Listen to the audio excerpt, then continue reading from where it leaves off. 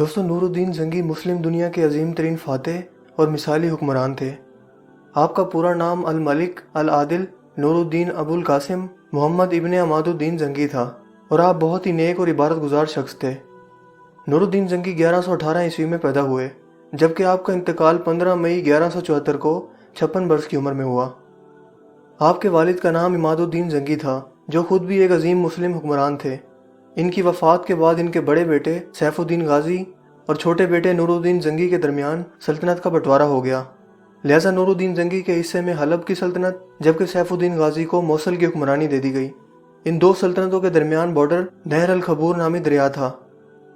नूरुद्दीन ने अपनी कायदाना सलाहियतों और जंगी हिकमत अमलियों के जरिए हुक्मरान बनने के कुछ ही अरसा बाद आसपास मौजूद ईसाई रियासतों को शिकस्त देकर इन पर कब्जा कर लिया। इसके अलावा उन्होंने मुल्क शाम और ईरान के पास मौजूद मुसलमान रियासतों का इत्तेहाद भी कायम किया और यूं सलेबी दुश्मनों के खिलाफ जंग का आगाज़ कर दिया। 1147 में मोइनुद्दीन, जो कि दमिश्क के गवर्नर थे, इनके साथ भी इत्तेहाद के लिए एक मुआहदा किया गया, जिसके मुताबिक नूरुद्दीन जंगी ने मोइनुद्दीन की बेटी इस्मतुद्दीन खातून से शादी की। आपने अपने दौरे हयात में बेशुमार जंगें ईसाइयों से लड़ी और बेदर पे फतुहात के जरिए अपनी सल्तनत को मजीद वसअत दी। दोस्तों नूरुद्दीन जंगी की ज़िंदगी की सबसे बड़ी ख्वाहिश बैतुल मक़दस को फ़तह करना था। यहाँ तक कि आपने अलग से एक मिंबर बनवाकर अपने पास रखा हुआ था कि जब आप बैतुल मक़दस को फ़तह करेंगे तो इसे मस्जिद अक्सा में अपने हाथों से खुद नस्ब करेंगे। मगर आपके दौरे हयात में ऐसा मुमकिन ना हो सका। लिहाजा आपकी वफ़ात के बाद आपके सिपह सलार सुल्तान सलाहुद्दीन अयूबी ने इसे फ़तह किया और आपका वो मिंबर अपने हाथों से मस्जिद अक्सा में नस्ब किया। इब्ने असीर कहते हैं कि मैंने खुलफाए राशिदीन और हज़रत उमर बिन अब्दुल अजीज़ के बाद नूरुद्दीन जंगी से बेहतर सीरतमंद और आदिल हुक्मरान नहीं देखा। यहाँ तक कि एक मरतबा आपकी अहलिया ने तंगी की शिकायत की तो आपने अपनी 3 दुकानें, जिनकी सालाना आमदनी 20 दिनार थी, इनको खर्च के लिए दे दी। जब आपकी बीवी ने इसे कम समझा तो आपने जवाब दिया कि इसके अलावा मेरे पास कुछ भी नहीं है। ये और जो कुछ तुम मेरे पास देखती हो वो सब मुसलमानों की अमानत है। मैं तो महज इनका खजांची हूँ, लिहाजा मैं तुम्हारी खातिर इस अमानत में ख़यानत करके जहन्नुम में नहीं जाना चाहता। दोस्तों नूरुद्दीन जंगी वो अजीम इंसान थे जिन्हें नबी करीम सल्लल्लाहु अलैहि वसल्लम की 3 मरतबा ख्वाब में ज़ियारत हुई और उन्होंने नूरुद्दीन जंगी को एक बहुत अहम मनसब सौंपा। वाक़या कुछ यूँ है कि एक दिन नूरुद्दीन जंगी तहज्जुद की नमाज़ पढ़कर सो गए और ख्वाब में इन्हें नबी करीम सल्लल्लाहु अलैहि वसल्लम की ज़ियारत नसीब हुई। आप सल्लल्लाहु अलैहि वसल्लम के अलावा सुल्तान को ख्वाब में 2 और चेहरे भी दिखाई दिए, जो कि 2 उम्र रसीदा अफराद थे, जिन्होंने इस्लामी लिबास पहना हुआ था और चेहरे पर दाढ़ियाँ भी थीं, मगर इनकी शक्लें पुरनूर होने की बजाय मकरूह दिखाई दे रही थीं। इसी दौरान सरवर कायनात सल्लल्लाहु अलैहि वसल्लम ने इन 2 बूढ़ों की तरफ इशारा करके फरमाया कि इनके शर से हमारी हिफाजत का इंतज़ाम करो। यूं ये ख्वाब नबी करीम सल्लल्लाहु अलैहि वसल्लम की इस हिदायत पर ख़त्म हो गया और सुल्तान की अचानक आँख खुल गई। लिहाजा उन्होंने वज़ू करके 2 रकात नमाज नफल अदा किए।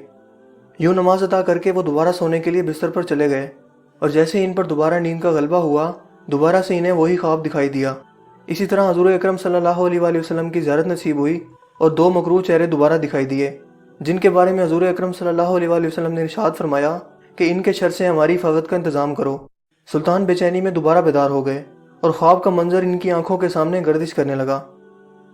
आपने दोबारा वज़ू करके नवाफिल अदा किए और तीसरी मरतबा सोने के लिए लेटे। इस बार भी आपको ख्वाब में नबी करीम सल्लल्लाहु अलैहि वसल्लम की तीसरी बार ज़ियारत नसीब हुई और वही ख्वाब दोबारा नजर आया।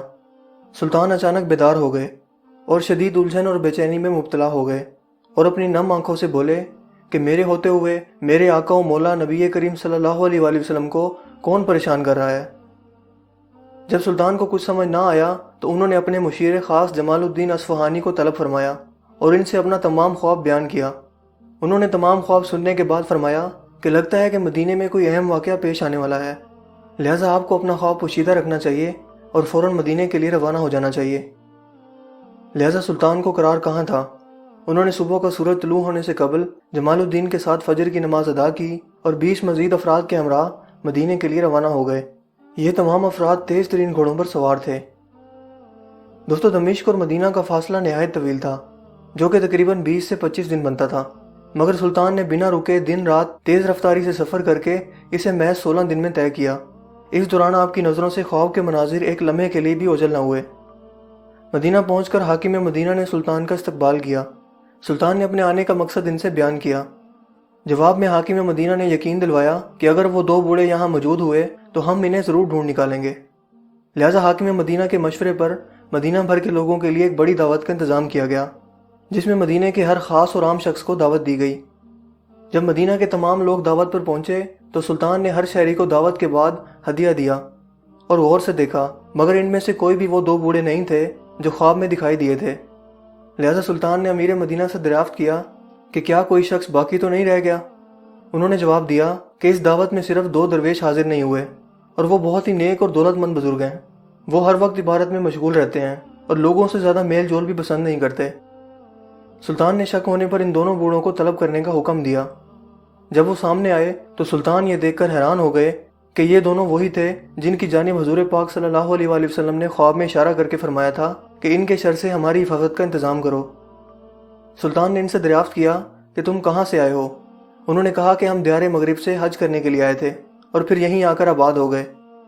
سلطان ان دونوں بوڑھوں کو ساتھ لے کر ان کی رہائش گاہ پر پہنچے اور جائزہ لیا